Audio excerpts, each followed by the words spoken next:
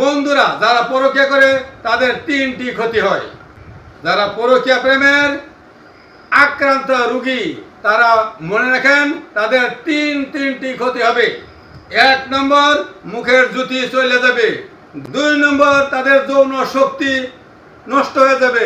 3 নম্বর যেটি ক্ষতি হবে সেইটি হয়েছে প্রথম দুইটির তনে আরো বেশি ভয়ঙ্কর। 3 নম্বরটি হয়েছে মরার সময় সে ইমান হারা হইয়া মৃত্যু হবে। সে বেঈমান হয়ে মৃত্যু হবে, ইমান লইয়া মরতে পারবে না।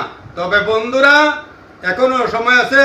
যারা পরকীয়া প্রেমে আক্রান্ত, তওবা করেন আর আল্লাহর কাছে ফিরে আসেন।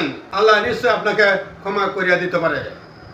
তবে বন্ধুরা, ভিডিওটি শেয়ার করিয়া দিবেন যাতে প্রত্যেকজন পরকীয়া প্রেমের আক্রান্ত রোগীর কাছে চলে যায়।